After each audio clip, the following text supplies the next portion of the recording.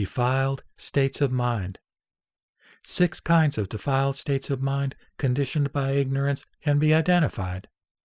The first is the defilement united with attachment to Atman, from which those who have attained liberation in the Hinayana and those bodhisattvas at the stage of establishment of faith are free.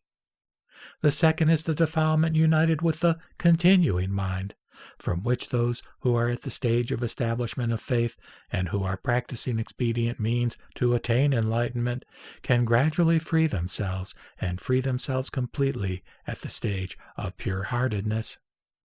The third is the defilement united with the discriminating analytical mind, from which those at the stage of observing precepts begin to be liberated and finally are liberated completely when they arrive at the stage of expedient means without any trace.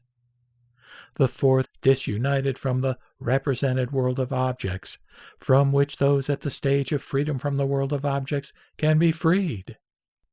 The fifth is the subtler defilement, disunited from the evolving mind that perceives, that is, the defilement existing prior to the act of perceiving, from which those at the stage of freedom from the evolving mind are freed.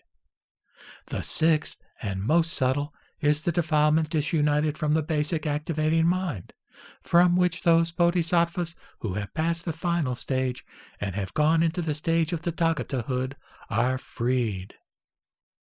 Comments on the terms used in the foregoing discussion. On the expression, quote, "the one world of reality is yet to be realized," close quote, from this state, those bodhisattvas who have advanced from the stage of the establishment of faith to the stage of pure-heartedness, after having completed and severed their deluded thoughts, will be more and more liberated as they advance, and when they reach the stage of Tathagatahood, they will be completely liberated. On, quote, "united," by the word united, appearing in the first 3 defilements, is meant that though difference, that is duality, exists between the mind or subject and the datum of the mind, that is object, there is a simultaneous relation between them, in that when the subject is defiled, the object is also defiled, and when the subject is purified, the object is also purified. On, quote, "disunited," by the word disunited is meant that the second 3 subtle and fundamental defilements are the aspects of non-enlightenment, and on the part of the mind existing prior to the differentiation into the subject and object relationship. Therefore, a simultaneous relation between the subject and object is not as yet established. On the, quote, "defiled state of mind," it is called the hindrance originating from defilements, for it obstructs any fundamental insight into suchness.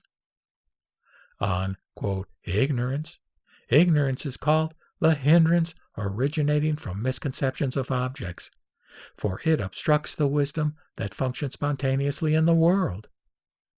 Because of the defiled states of mind, there emerges the subject that perceives incorrectly, that is, the evolving mind, and that which reproduces, or the reproducing mind, and thus one erroneously predicates the world of objects and causes oneself to deviate from the undifferentiated state of suchness. Because of the non-enlightenment due to ignorance, one erroneously strays from the Dharma, that is, suchness. Thus, one fails to obtain the wisdom that functions spontaneously by adapting oneself to all circumstances in the world. As the translator notes, the wisdom that functions spontaneously in the world is technically called the later obtained wisdom. It is the wisdom that, after achieving enlightenment and witnessing the pitiful state of existence of the world, naturally emerges to help save the world.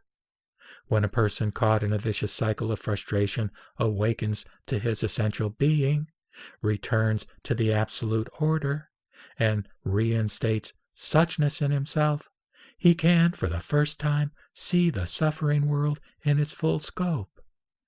As eyes cannot see eyes, So, as long as he is in the midst of suffering, without transcending it, he cannot see the real state of existence of the world. A keen awareness of the fact that, so long as a person is not awakened, everything is suffering, came to the Buddha after he had attained enlightenment. The well-known words of the Buddha that, quote, everything is suffering, close quote, were, in fact, uttered after he had attained enlightenment. Hence, he was compelled to work for the salvation of the world.